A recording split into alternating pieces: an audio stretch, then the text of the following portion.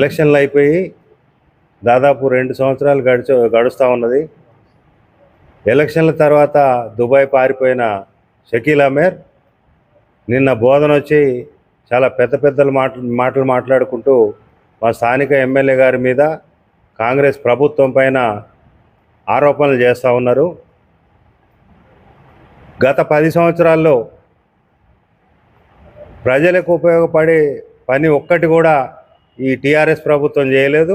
అందుకు సాక్ష్యం నేనే. 10 సంవత్సరాలు టీఆర్ఎస్ ప్రభుత్వంలో నేను కూడా పనిచేసినాను కాబట్టి ఇక్కడ బోధనలో జరిగిన ప్రతి ఒక్క విషయం నాకు తెలుసు కాబట్టి నేను మాట్లాడుతూ ఉన్నా.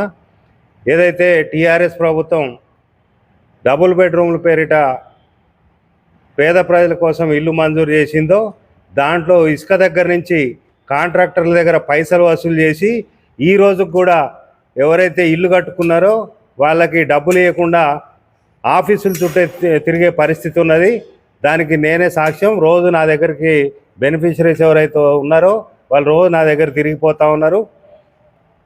ఇప్పుడు ఏదైతే కాంగ్రెస్ ప్రభుత్వం వచ్చిన తర్వాత ఇందిరమ్మ ఇల్లు మేము 3500 ఇల్లు బోధన నియోజకవర్గంలో మా ఎమ్మెల్యే గారి ద్వారా ఏదైతే శాంక్షన్ వచ్చినాయో వాటికి ప్రతి సోమవారం బెనిఫిషరీ అకౌంట్లో బిల్లులు పడతా ఉన్నాయి. గతంలో లెక్క 4 సంవత్సరాలు 5 సంవత్సరాలైనా బిల్లులు రాని పరిస్థితి లేదు. ఇప్పుడు కాంగ్రెస్ ప్రభుత్వం ఎంతో చిత్తశుద్ధితో ఉన్నది.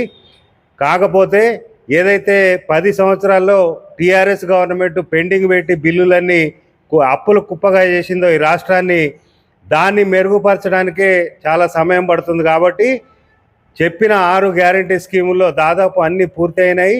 ఇంకొక 2 స్కీములు ఉన్నాయి. అవి కూడా త్వరలో పూర్తి చేసి ఏదైతే ప్రజలకు ఇచ్చిన మాట నిలబెట్టుకునే ప్రభుత్వం కాంగ్రెస్ ప్రభుత్వం. మరిన్ని అప్డేట్స్ కొరకు మన ఛానల్ని సబ్స్క్రైబ్ చేయండి.